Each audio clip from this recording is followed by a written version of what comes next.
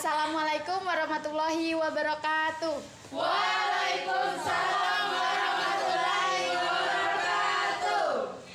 Saya akan memaparkan sebuah materi dengan judul Kebijakan Pertahanan dan Keamanan Maritim melalui kajian-kajian isu kemaritiman.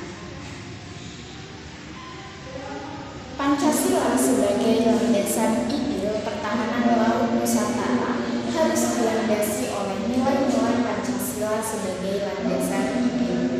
Artinya, penyelenggaraan pertahanan laut Nusantara harus memperhatikan pandangan hidup bangsa Indonesia tentang perang dan damai serta pertahanan negara seperti pandangan bangsa Indonesia tentang damai dan perang, pandangan bangsa Indonesia tentang pertahanan negara,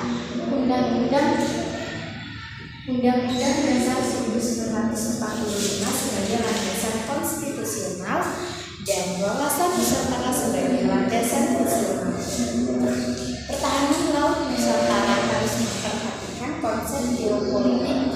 Artinya, pertahanan laut Nusantara harus mempertimbangkan 3 elemen geopolitik Indonesia, yaitu posisi strategis Indonesia di antara 2 kawasan besar dunia, Samudra Hindia dan Pasifik. Geografi Indonesia berbentuk kepulauan dan perairan jurisdiksi nasional. Selanjutnya ada keamanan maritim Indonesia.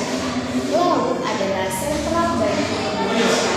Sebagai negara kepulauan terbesar di dunia, Indonesia memandang laut sebagai pembesar pulau-pulau Nusantara.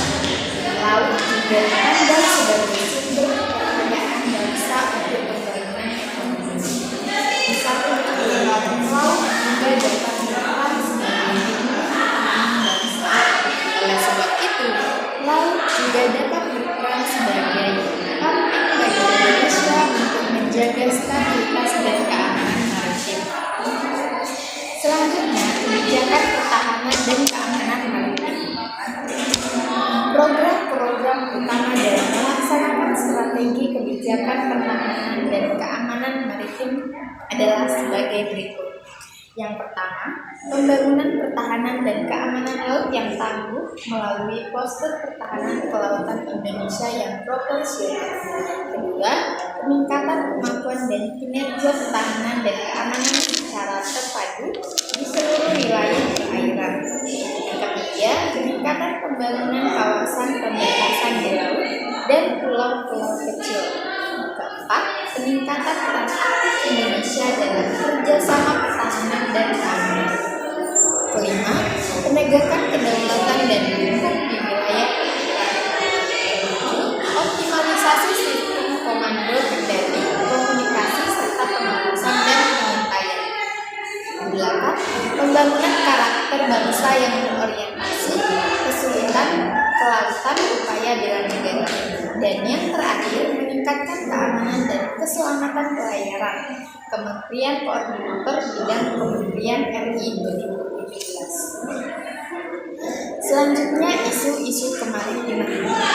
Pengelolaan sumber daya kelautan menjadi isu yang krusial. KKI dalam 5 tahun ke depan akan mendorong pada penerapan program pengelolaan perikanan dengan pendekatan ekosistem dan berbasis wilayah pengelolaan perikanan negara Republik Indonesia atau WPPNRI. Juga isu strategis dan kondisi saat ini terkait pertahanan, keamanan, penegakan hukum, dan keselamatan di laut. Potensi sumber daya perikanan sangat potensial untuk menjadi penggerak utama perekonomian bangsa Indonesia. Salah satunya adalah penguatan penegakan hukum dalam memberantas penangkapan ikan yang ilegal. Ketiga, isu strategis dan kondisi saat ini terkait tata kelola dan kelembagaan laut.